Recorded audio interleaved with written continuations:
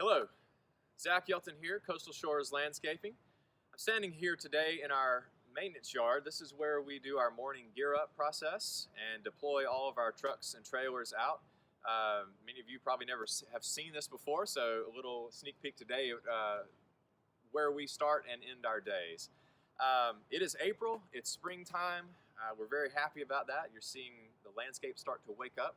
You're seeing the azaleas come to life and blooming. Here we are right here before Easter week, and we're all very excited to welcome in spring with some nice weather. As we move forward into spring, keep in mind here in the Low Country we've got a lot of live oak trees, and live oaks, if you've got those on your property or in your community, you're seeing the leaves drop right now.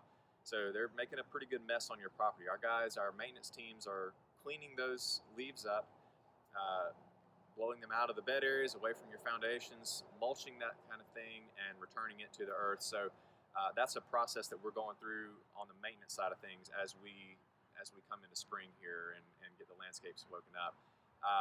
Speaking of that, fertilizer. So that's one thing we are offering here in the spring for all of our maintenance and application customers. Fertilizer for the plants is going down this week as we speak, and even into the first week of April we'll be finishing that up.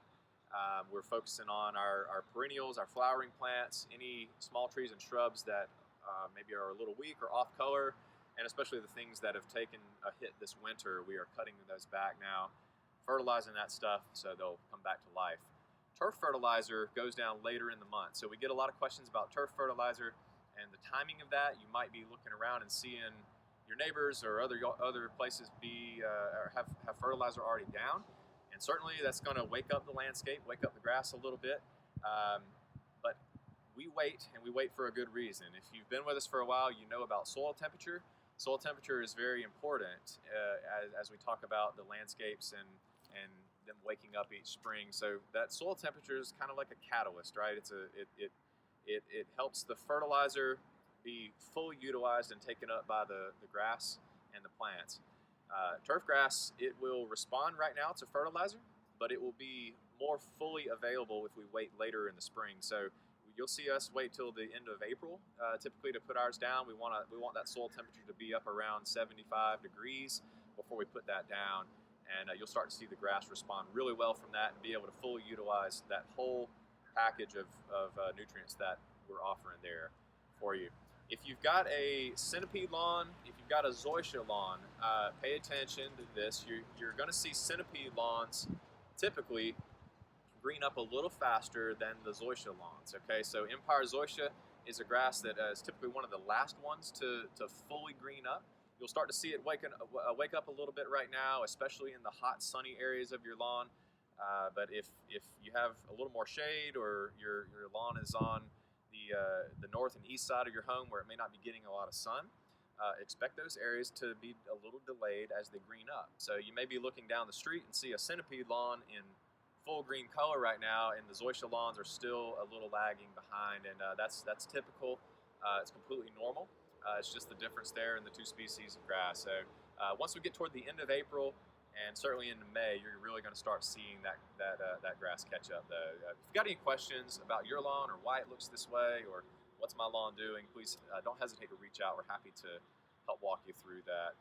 I wanted to mention about irrigation. So irrigation is a question we get a lot this year. Zach, how often should we be watering? When do I turn my water on? How long should my zones be running for? So, simply put, the average installed or average established landscape, you need to be thinking by the time April comes around about 2 days a week. Okay, so maybe a Monday and Thursday run time, or a Tuesday, Friday, something like that. And you can be watering about 70% of your normal run time right now. We don't need to be full 100%. Keep in mind, these cooler nighttime temperatures that we have can still breed fungus. Okay, so if you're overwatering, that's just going to exacerbate that and hurt that even more, increase those chances of getting fungus in your lawn. So we don't want to overwater just yet. We're getting some pretty regular rain patterns right now, so I would encourage you on the average lawn 2 days a week. Now, if you've got a lawn that is not well drained, or the soil is not well drained, then you need to be keeping your run times down so we're not flooding the soil.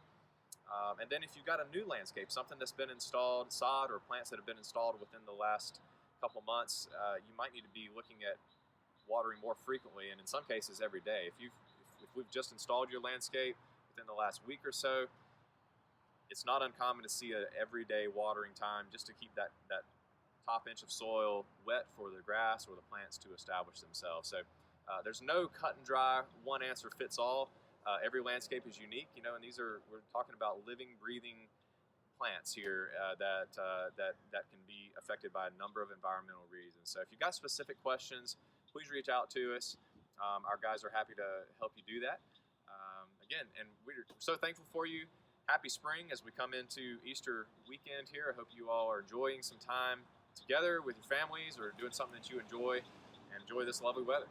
So thanks so much for tuning in to our April 21 newsletter video.